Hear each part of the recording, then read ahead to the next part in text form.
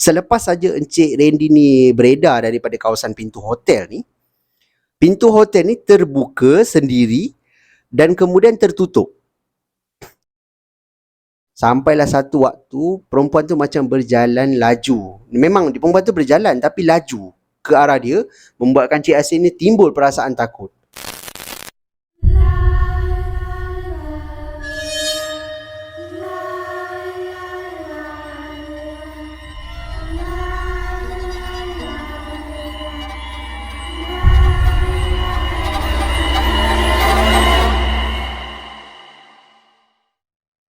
Hai, Assalamualaikum dan salam sejahtera. Welcome back to Sembang Kopi. So guys, apa khabar korang semua? Aku harap korang semua dalam keadaan sehat-sehat selalu.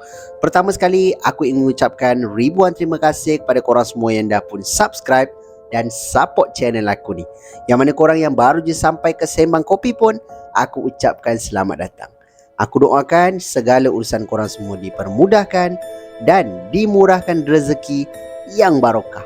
Untuk kisah seram kita pada video kali ini, ada lagi beberapa kisah seram yang pada aku menarik untuk kita dengarkan. Di mana kisah seram ni berlakunya pada pengirim kita yang bekerja ataupun berada di kawasan hotel.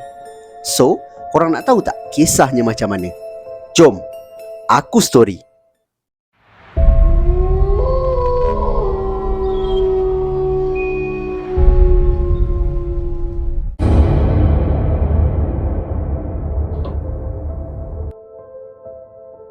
Okey, untuk kisah seram kita yang pertama ni pada aku agak special sikit sebab ianya dikirimkan oleh pengirim kita yang berasal dari negara jiran kita iaitu Indonesia. Di mana aku agak terkejut juga bila terima email daripada Indonesia ni. Mungkin video aku ada segelintir orang Indonesia yang tengok, jadi aku ucapkan terima kasih dan selamat datang lagi sekali. Pengirim kita ni yang bernama Encik Randy, dia ni ceritakan di dalam email yang dia ni tinggal di satu kawasan yang terletak di Bandung, Indonesia. Dan dia juga bekerja di satu hotel 5 bintang yang agak terkenal di Bandung. Dan rata-rata pengunjung yang berada di hotel ni adalah orang-orang daripada Malaysia, daripada Singapura, daripada Brunei dan banyak lagi negara lain lah. Mungkin disebabkan hotel ni hotel yang orang kata 5 bintang, jadi menjadi pilihan utama lah di Bandung tu. Dan Encik Randy ni juga ada cerita di mana hotel ni pada tahun awal 2000 dulu ada satu bilik yang berada di tingkat 8 yang ada satu kejadian bunuh di mana ada satu mayat wanita ditemui di dalam satu bilik dalam keadaan tangan dan kakinya diikat menggunakan selimut yang berada di atas katil, dan lehernya pula waktu tu diikat ataupun dijerut menggunakan tali telefon ataupun telefon kan ada tali tu kan, tali tu berada di situ, jadi disklasifikasikan sebagai kes bunuh lah. Dan waktu kejadian ni berlaku pun waktu tu Encik Randy ni sekolah lagi, belum lagi bekerja di situ pun, cuma kisah ni diceritakan mungkin daripada orang-orang yang lama lah kerja kat situ. So ada satu hari ni, pada hari kejadian seram ni berlaku, Encik Randy ni dia ni bekerja sebagai bellboy di hotel tu, dan dia kerja waktu tu sampai malam lah. Dan hotel ni juga dia ada sediakan satu macam rumah lah, penginapan untuk pekerja-pekerja hotel ni. Waktu tu Encik Randy ni kerja ramai, bukannya dia seorang lah, ramai waktu tu.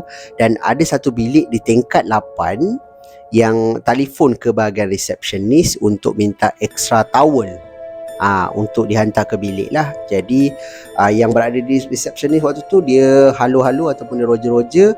Encik Randy ni pula berada berdekatan dengan tingkat 8 waktu tu. Jadi dia kata okey lah, dia je yang pergi ambil dan hantar ke bilik tu lah. Jadi dia pun naik ke tingkat 8. Dia naik, waktu tu dia kata dia tak ada pun perasaan macam takut ke apa, tak ada, sebab dia dah kerja dah lama kan. Jadi dia kata dah biasa dah. Dia pun jalan pergi ke satu ruangan yang di mana dalam tu ada towel, ada selimut, ada tisu, semualah kawasan-kawasan, maknanya room service punya tempat simpanan. Dia pun ambil satu towel, dia bawa ke bilik yang disebutkan ni, dan kemudian dia bagilah towel tu kepada ada guest lah dalam tu. So bila tetamu tu dah dapat tuala tu apa semua, dia pun menujulah balik turun ke bawah. Waktu dalam perjalanan dia nak turun ni, Dekat hall tu dia ada terserempak dengan seorang perempuan, di mana perempuan ni macam munda mandi macam cari bilik lah, cari bilik dia. Jadi Encik Randy ni pun dia sebagai pekerja di hotel tu, dia rasa dia perlu membantu lah. Jadi dia pun tanya, puan okey ke, dia kata kan. Puan cari apa ya, dia kata. So perempuan ni bagi tahu yang dia nak cari bilik dia, nombor sekian-sekian. Dia pun tunjuk. Jadi Encik Randy ni pula dia kata okey lah, bilik ni dia tahu dekat belah hujung sebelah sana, dekat dengan bilik yang dia hantar towel tadi. Jadi dia pun bawa lah perempuan tu jalan sampai ke bilik tu. And then perempuan tu kata okey, terima kasih ya, dia kata okey. Tapi perempuan ni tak masuk bilik tu, dia just berdiri je lah depan bilik tu kan. Waktu dia nak buka pintu tu, okey, Encik Randy pun kata okey lah, tugas dia pun dah selesai. Jadi dia pun menuju ke bawah balik. Dia turun ke bawah sampai ke resepsionis. Dia kata waktu tu kawan-kawan dia ramai juga ada dekat bahagian resepsionis waktu tu, ada 4 orang lebih kurang. So kawan-kawan dia ni semua tengok je dia, macam pelik je tau. Jadi dia pun macam tengok, korang ni kenapa kan? Kenapa korang tengok aku? Ada yang tak kena ke? Dia kata macam tu. Kawan-kawan ni macam geleng kepala je lah, buat kerja masing-masing kan. Tapi dalam masa yang sama dia pun pelik, kenapa kawan-kawan ni tengok dia macam dia ada buat salah. So dia pun tanyalah dekat kawan-kawan ni, aku ada buat apa-apa salah ke sampai korang semua tengok aku ni? Dia cakap macam tu. Tak ada apa kawan-kawan ni cakap. Tiba-tiba dia disapa oleh dia punya, orang kata supervisor lah, macam in charge kat situ kan. Dia kata Randy, masuk bilik saya sekejap, dia kata. Okay, Randy dia pun jalan lah masuk ke bilik dia punya penyelia tu. Jadi dalam masa yang sama dia terfikir, aku ni ada buat salah ke apa ke kan. Dia pun masuklah bilik penyelia tu. And then penyelia tu ajak duduk. Dia pun duduk. Lepas tu penyelia tu tanya dia, Randy, awak okey ke? Dia kata Okey kenapa bos? Dia kata saya okey je, cakap. Betul, ada apa-apa masalah ke yang awak nak cerita dekat saya ataupun kawan-kawan awak ke? Dia kata tak ada, cakap. Kenapa ni bos? Dia kata betul, tak ada masalah dengan kawan-kawan sekerja ke? Tak ada. Tak ada. Kenapa ni? Dia tanya kan. Dia macam tak faham kenapa kawan-kawan ni tengok dia. Lepas tu bos dia pun tanya dia macam tu. Dan dia kata tak ada, memang tak ada. Dia kata kenapa? Kalau saya nak tunjuk dekat awak sesuatu ni, awak jangan terkejut, dia kata. Okeylah Encik Randy ni kata. Apa dia? Bos dia ni ataupun penyelia dia ni waktu tu dia tunjuk dekat satu PC tau. PC tu ada rakaman CCTV di setiap tingkat di hotel tu. Jadi tunjuklah dekat macam orang kata apa, beranda tu kan, laluan yang panjang, ada bilik-bilik, pintu bilik tu. Tunjuk laluan tu. And then Encik Randy ni tengok. Lepas tu sampailah ada nampak dia waktu tu. Dia pergi ambil tuala apa semua kan. Randy dia tengok aja, okey, apa yang buat salah? Dia salah apa yang dia buat kan? Lepas tu dia pun pergi ke satu bilik, dia ketuk-ketuk, and then guest tu keluar ataupun tetamu tu keluar, and then dia bagilah tuala tu dekat tetamu tu. And then dia pun jalan. Tiba-tiba sampai ke satu spot ni ataupun satu ruangan ni, dia berhenti. Dan kemudian dia seakan-akan bercakap tau. Cakap. Lepas tu dia tengok je, ini bukan ke waktu dia tengah bercakap dengan perempuan tadi tu? Dia kata, mana perempuan tu? Dalam masa yang sama dia terfikir kan. Dalam hati dia cakap, mana perempuan yang dia cakap tadi? Lepas tu dia pun jalan menuju ke bilik tu. And then dia pun patah balik lah. Mungkin dia dah hantar perempuan tu sampai situ. Lepas tu kan dia patah balik kan. Tapi perempuan tu tak buka pintu lagi time tu. And then Encik Randy pun turun ke bawah. And then Encik Randy tanyalah dekat penyelia dia, bos, tadi saya sebenarnya tengah bercakap dengan seorang perempuan, dia kata, yang sedang cari bilik. And then saya berjalan ni, saya tunjuk dekat perempuan tu bilik dia, nombor sekian-sekian ni lah, dia cakap. So penyelia dia kata, itulah kawan-kawan awak tadi dalam bilik ni. Dan dia duk perhati juga, dia kata, awak bercakap dengan siapa? Dia kata. Lepas tu semua cakap dengan saya. Saya pun macam tak percaya. Tapi bila saya tengok, betul, awak bercakap seorang-seorang dalam CCTV ni. Awak pun tengok, dia kata. Memang betul, Cik Randy kata tak ada orang pun. Dia bercakap tu macam dia bercakap dengan sesuatu tapi tak ada kat situ. And then dia pun bawa, macam dia tunjuk-tunjuk kan, nak tunjuk bilik kan, tapi tak ada orang pun. Dan penyelia Encik Randy ni tunjuk lagi satu CCTV yang berada di hujung sebelah sini pula, berdekatan dengan pintu bilik tu. Selepas saja Encik Randy ni beredar daripada kawasan pintu hotel ni, pintu hotel ni terbuka sendiri dan kemudian tertutup. Dan bila Encik Randy ni selepas daripada tu dia check balik, checklist ataupun ada dia nak tahulah bilik mana yang ada orang, bilik mana yang tak ada orang kan. Bila dia check balik list tu, bilik tu memang tak ada orang. Bilik tu memang tak ada orang pun duduk waktu tu. Dan nak dijadikan cerita, mungkinlah kebetulan bilik itulah bilik yang dijumpai wanita yang mati tahun 2000, awal 2000 tu. Mati bilik tu lah. Bilik tu juga yang dapat banyak komplain daripada customer, di mana ada gangguan yang berlaku. Tapi dekat bilik itu je. So kisah dia pun habis kat sini je. Cuma Encik Randy kata kisah ni memang dia agak macam pelik lah kan, sebab dia kan rasa dia bercakap dengan perempuan, dan perempuan ni pun tak ada pun tunjuk tanda-tanda yang dia ni macam diam, macam hantu ke apa, tak ada. Dia memang macam orang, macam orang tengah sesat tau, tengah cari bilik. Dia pun tunjuk bilik tu di mana apa semua, tapi memang tak ada orang. CCTV tu menjadi saksi di mana dia bercakap seorang-seorang, dan CCTV satu lagi menunjukkan ada pintu tu terbuka dengan sendiri, sedangkan pintu ni nak buka kena ada kad tau, kad akses tu kena touch dulu baru pintu tu boleh buka. Tapi macam mana pintu tu boleh terbuka dengan sendiri dan kemudian tertutup? Itulah yang menjadi tanda tanya lah kepada Encik Randy ni dan juga rakan-rakan dia sehinggalah ke hari ni. Dan itulah pengalaman yang dikongsikan oleh pengirim kita, iaitu Encik Randy.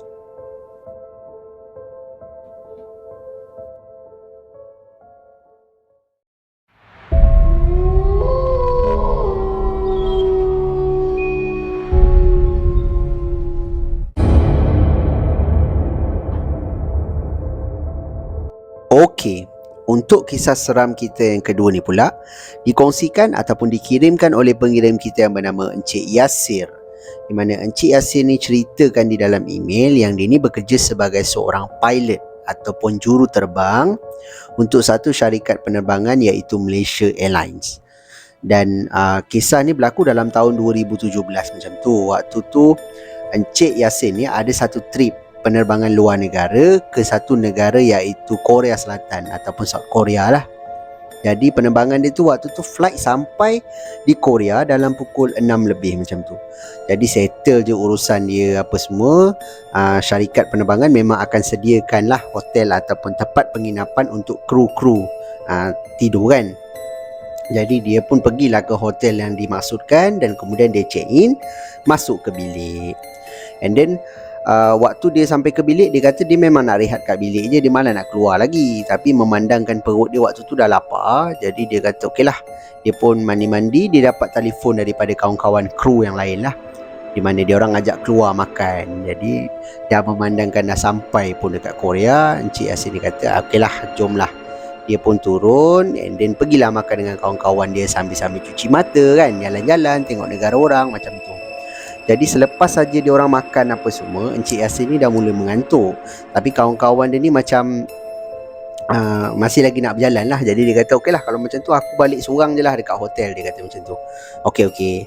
Jadi Encik Yasir ni pun ambil cab ataupun taksi waktu tu, pergilah ke hotel tu. Jadi dia balik sampai je dekat hotel dia, dia naik ke bilik dia ni.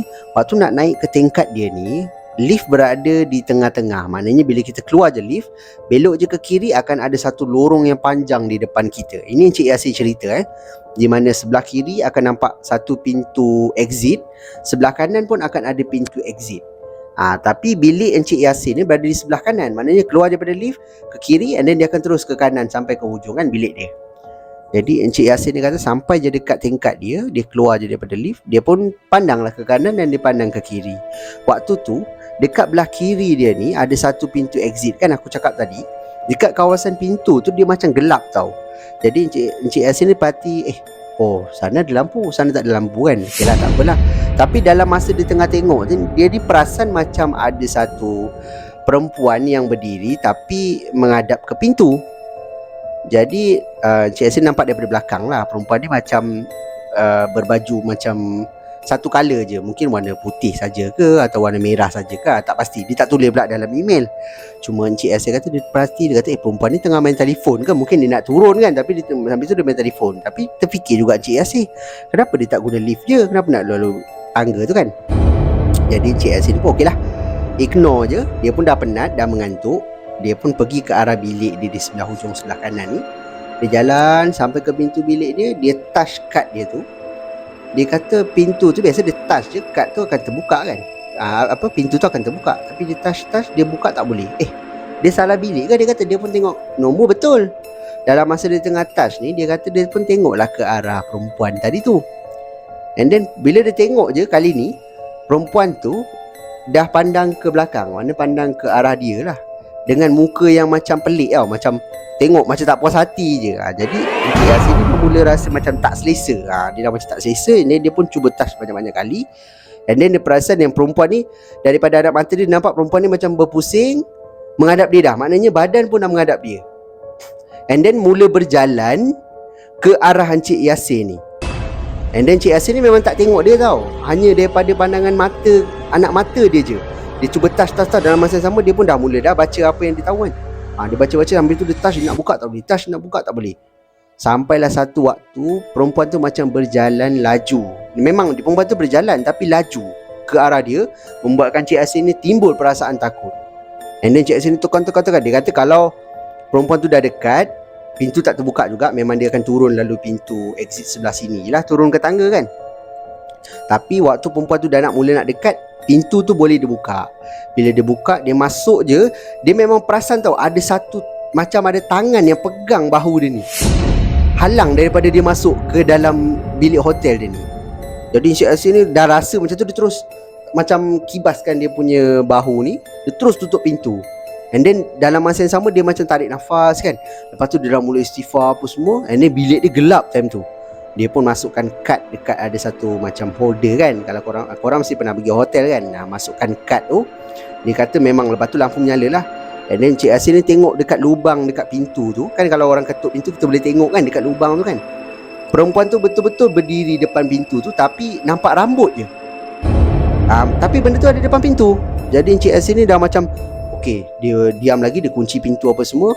Dia tunggu lagi beberapa waktu. Dia kata waktu tu dia dah hilang dah, rasa ngantuk dia tu dah hilang dah. Jadi Encik Yasin ni tengok lagi dekat lubang pintu tu, ada lagi perempuan tu depan pintu tu. So Encik Yasin dia kata tak boleh lah macam ni kan. Dia kata dia pun ambil telefon, dia call receptionist di bawah. Dia kata tolong hantar orang ataupun security naik ke tingkat dia ni, sebab dia diganggu oleh seorang perempuan. Dia cakap macam tu. So lepas tu adalah orang datang apa semua. Encik Yasin kata tengah-tengah dulu ada orang ketuk, tek tek tek tek, dia ketuk kan. Lepas tu bila dia tanya siapa kan, benda tu tak jawab. Jadi dia ketuk. Encik Yasin pun tengoklah dekat pintu tu, rupanya ada seorang macam bellboy lah, orang yang kerja di hotel tu, dan seorang lagi security, nampak baju security dia. Jadi Encik Yasin buka pintu. And then orang tu tanyalah dekat dia kan, perempuan mana yang ganggu, dia kata. Lepas tu dia kata tadi ada perempuan depan pintu. Waktu dia tengah bercakap dengan dua orang ni, dia kata dia ada rasa satu angin yang boleh katakan, nak kata sejuk tidak, cuma lembut tau. Angin tu lembut je masuk ke dalam bilik. Waktu tu kalau kita lah yang di Malaysia ni, kita tahu kan signal kalau angin tu apa kan, maknanya ada benda lalu. Jadi Encik Yasin dah mula terdiam. Encik Yasin kata tadi ada perempuan berdiri di pintu sana. Waktu saya nak buka pintu saya tak boleh buka. Jadi lepas tu perempuan tu datang ke arah saya. Dia kata sampai saya nak masuk, perempuan tu tahan bahu saya ni supaya saya tak masuk dalam bilik. And then orang hotel ni rasa macam benda tu serius kan. Jadi dia kata tak apa, dia dengan security akan turun, akan check balik lah. Apa-apa dia akan bagi tahu dengan Encik Yasin ni kan. Jadi Encik Yasin ni pun masuk. And then dia kata dia baru teringat tadi ada benda kan pegang bahu dia kan, perempuan tu pegang bahu dia. Jadi dia pun pergilah ke bilik air, dia tengok memang ada kesan jari, macam bukan pegang tapi macam cakar, macam ada kesan cakaran di bahu kiri dia ni. Jadi Encik Yasin tu maknanya perempuan tu cakar lah badan dia, mungkin pegang dalam keadaan macam ini ke kan. Jadi waktu dia tengah buat macam tu agaknya kuku dia tercakar sekali. Itu yang menyebabkan ada kesan cala lah.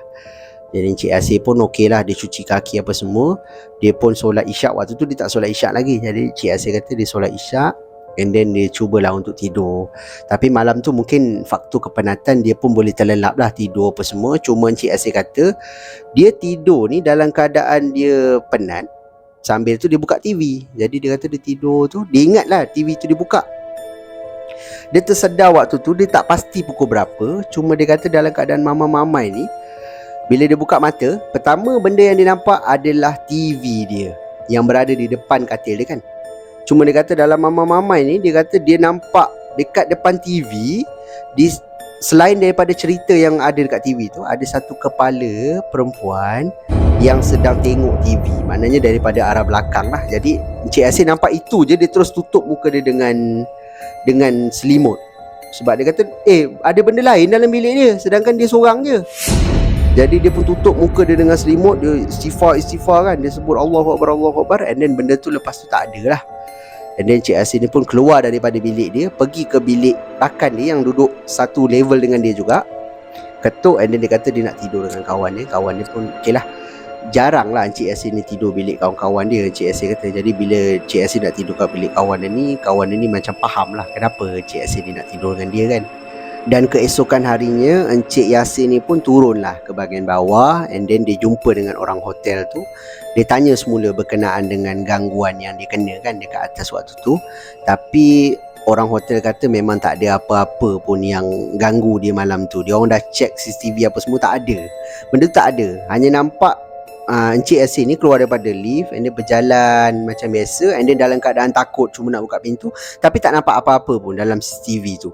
Dan mungkin Encik Yasin saja yang nampak kejadian itu berlaku.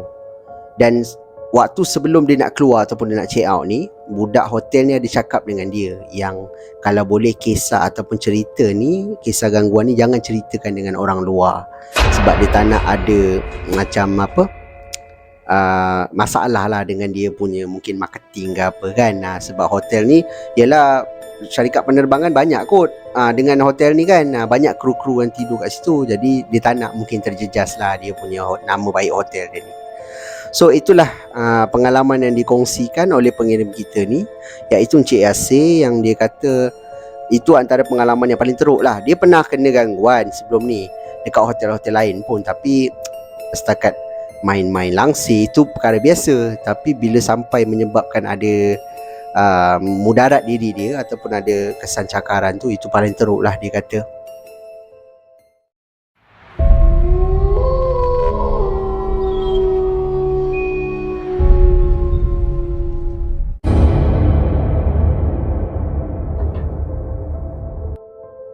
Okey, untuk kisah seram kita yang terakhir ni dikongsikan oleh pengirim kita yang bernama Encik Riz. Di mana Encik Riz ni kisah dia ni agak ringkas sebenarnya, tapi pada aku menarik untuk kita dengarkan. Di mana Encik Riz ni bagi tahu yang dia ni tinggal di satu kawasan, iaitu di Kuala Kangsar, Perak. Dan dia pula bekerja di satu syarikat penjualan baju berjenama yang kedai dia pun dekat Kuala Kangsar juga. Dan waktu hari kejadian seram ni berlaku, waktu tu diorang punya company ni ada buat satu rombongan lah untuk staff-staff dia pergi ke satu pulau, iaitu Pulau Tioman. Di mana setiap hujung tahun company ni akan runtung kan. Jadi untung tu dia akan bawa pekerja-pekerja dia ni untuk melancong dalam negara je lah. Sebelum ni diorang pernah pergi Penang, pernah juga pergi Johor, dan masa waktu kejadian seram ni berlaku, dia pergi Tioman lah. Jadi sampai saja ke Pulau Tioman ni, dipendekkan cerita, dia pun check in apa semua kan. Jadi masuk je ke dalam bilik chalet dia ni. Encik Riz kata hari waktu dia nak masuk bilik tu je dia dah kena dah. Di mana bila dia buka je pintu bilik tu, waktu tu tengah hari tau. Jadi dia pun buka je pintu dia. Dia kata depan pintu dia di sebelah kanan ni ada satu pintu, iaitu pintu bilik air. Di mana boleh dah masuk je pintu tu dah nampak lah ada macam bathtub, lepas tu ada sinki, lepas tu ada satu dinding kaca di mana dalam dia ada shower apa semua kan. Jadi Encik Riz ni kata okey lah, dia pun buka je pintu. Dia orang pertama yang masuk. Jadi perkara yang biasa kita buat, bagi salam, lepas tu baca bismillah apa semua kan. Dia masuk je, dia melalui pintu bilik air ni. Dia kata dia perasan di dalam bilik air ni gelap. Jadi dia kata dia perasan macam ada satu, orang kata macam apa lembaga hitam yang berada di dalam bathtub tu. Tengah duduk tau, tengah duduk macam tu. Jadi Encik Riz ni tengah jalan kan. Jadi bila dia terperasan dengan anak mata dia, dia pun berhenti. Lepas tu dia pun undur semula. Dia tengok dalam bilik air, tak ada apa-apa pun. Dekat dalam bathtub tu kosong je. Tapi waktu dia masuk tadi, bathtub tu macam nampak macam separuh je kan, sebab ada bayangan hitam tu. Jadi kawan dia yang di belakang dua orang ni nak masuk juga bawa beg. Jadi dia pun cakap lah, Riz, Sal, kau tengok apa? Dia kata. Dia pun tengok dalam bathtub tu. Dia kata, korang ada nampak apa-apa tak dalam bathtub tadi? Dia cakap macam tu. Lepas tu kawan-kawan Encik Riz ni pula cakap, kau nampak apa? Kau jangan buat hal, dia kata kan. Kita dah lah baru sampai, dia cakap macam tu. Entah, aku nampak macam ada lipas, Encik Riz cakap macam tu. Lepas tu seorang daripada kawan Encik Riz ni rasa macam takut lah sebab dia takut lipas. Jadi dia orang macam gelak-gelak kan, apa semua. Alamak, baru masuk dah nampak lipas apa semua. Encik Riz pun ketawa. Tapi dalam masa sama bukan lipas yang dia nampak. Dia nampak ada macam bayangan hitam kan. Tapi dia tak nak cakap kat kawan-kawan dia sebab tak naklah spoil the mood kan. Dia orang nak seronok baru sampai. Tiba-tiba kalau bercerita pasal benda tu memang orang kata tak best lah. Jadi dia orang pun mandi-mandi apa semua. And then petang tu just macam aktiviti bebas lah. Dia orang nak buat apa, nak pergi pantai ke, nak mandi kolam ke macam tu kan. Dia orang pun pergilah buat apa yang dia orang buat dengan kawan-kawan dia sekali. Kawan-kawan dia ada juga tapi di bilik-bilik lain lah. Waktu tu dia orang pergi ramai, dekat dalam 12 orang macam tu. Jadi lepas je aktiviti tu apa semua, waktu tu dah petang. Jadi dia orang pun balik ke bilik untuk mandilah sebab lepas tu ada makan malam. Dalam pukul 7 lebih ada makan malam kan. Jadi dia pun mandi, dia orang bertiga pun keluar balik. Pergilah makan. Balik daripada makan tu, Encik Riz ni kata bila dia masuk je ke dalam bilik, bilik tu gelap kan. And then ada satu langsir yang memang orang kata colours matahari tu kan, yang tak boleh matahari tembus tu, dia orang ikat di tepi. Dan hanya ada satu langsir yang warna putih yang transparent tau. Jadi nampaklah cahaya luar. And then nampaklah ada orang kata apa, swimming pool kan depan tu. Jadi Encik Riz kata dia yang buka pintu tu. Jadi bila dia buka je pintu tu, dia kata dia perasan macam ada satu, lagi sekali macam ada satu lembaga hitam yang nampak seakan-akan bentuk macam manusia berdiri betul-betul dekat langsir tu. Maknanya nampaklah daripada cahaya tu nampak macam bayang-bayang kan, hitam. Dia terberhenti. And then kawan dia dua orang ni pun ternampak juga. And then waktu tu dia kata, ada orang dalam bilik kita ke? Dia kata macam tu kan. Tapi Encik Riz ni nasib baik dia bukan jenis yang cepat panik tau. Jadi dia pun masukkan kad tu. And then bila lampu tu buka, tak adalah orang ke apa, tak ada. Bila dia tutup lampu, dia kata memang tak nampak dah. Nampak macam kosong je kat kawasan tu. Waktu tu 3 orang ni dah mula rasa macam apa tu, macam tak best lah kan. Sebab biar betul kan apa yang dia orang nampak ni. Dan Encik Riz kata tak apalah, mungkin kita penat. Jadi memang macam-macam lah yang pelik-pelik yang kita nampak kan. Dah lah kita tidur lah, dia cakap gitu kan. Okey, dia orang pun masuk ke bilik apa semua. Sampailah waktu dia orang nak tidur, salah seorang daripada kawan Encik Riz ni, dia kata dia nampak macam ada satu kelibat masuk ke dalam bilik air. Waktu tu dia orang semua tengah main poker atas katil. Main kad kan. Biasalah orang lelaki 3 orang waktu tu, dia tak tahu, belum nak tidur lagi. Jadi diorang mainlah kad yang diorang bawa. Tengah-tengah main ni, salah seorang daripada kawan dia ni mungkin menghadap ke pintu. Jadi dia nampak macam ada satu kelibat orang tau daripada anak mata dia. Jadi dia pun padang. Yang Cik Riz dengan kawan dia seorang lagi ni pun tengok juga. Kau tengok apa? Aku rasa macam aku nampak ada orang, dia kata macam tu, masuk ke bilik air. Jadi Encik Riz kata, mana ada orang lain, kau biar betul, dia kata. Salah nampak tak? Dia kata macam tu. Ya kot, mungkin kot, kawan Encik Riz kata. Okey lah, dia orang pun sambung main kad. Bila dia orang sambung je main tu, pintu bilik air ni ditutup. Pintu bilik air dia bukan jenis pintu yang buka macam tu tau. Dia jenis yang lipat ni. Jadi tak mungkin angin. Dia dengar macam ada sesuatu yang tutup. Kerak macam tu kan, tutup. And then bunyi flash tandas tu. Macam orang baru lepas guna kan. Bangun tiga-tiga ni berdiri betul-betul dekat, orang kata apa tu, sliding tu, pintu sliding nak menghala ke balkoni ni. Diorang tiga-tiga tengok ke arah bilik air. And then dia tanyalah dekat kawan dia yang tadi nampak tu kan, kau nampak apa? Memang betul ke kau nampak macam ada orang? Aku nampak macam ada kelibat lah, tapi aku tak tahulah kelibat orang ke apa, dia katakan. Jadi dalam tiga-tiga orang ni, Cik Riz ni paling berani. Jadi Cik Riz pun pergilah kan dengan kawan dia seorang kat belakang, pergi ke arah pintu bilik air. Dia pun buka. Dia buka pintu bilik air tu. Lantai bilik air tu waktu tu dekat bahagian tandas tu, dia macam basah lah, macam ada orang guna kan. Tapi siapa yang ada? Mana ada orang dalam tu? Mungkin juga sebelum ni diorang guna air tu tak kering lagi. Tapi Cik Riz cakap memang tiga-tiga ni dengar, memang ada bunyi flash tu. And then selepas daripada tu tak ada lagi gangguan. Cuma itulah antara gangguan yang Cik Riz ni kena sewaktu berada di chalet tu. So dan itu jugalah kisah pengalaman yang seram bagi Encik Riz ni dan kawan-kawan dia ni. Walaupun dia bertiga, tapi ialah dia tahu dalam bilik tu dia hanya 4 orang. Tiba-tiba tandas ada orang flush, pintu tertutup sendiri. Flush tu kita boleh macam ignore lagi lah, tapi bila pintu tu tertutup sendiri, itu mungkin ada sesuatu lah.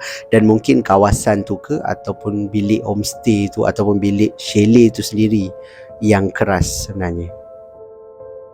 So guys, jadi itu sajalah kisah seram kita untuk video kita pada kali ni. So pada pendapat korang macam mana? Dalam ketiga-tiga kisah yang aku storykan kat korang ni, mana satu kisah yang paling menyeramkan? Korang boleh tinggalkan pendapat korang di ruangan komen dekat bawah.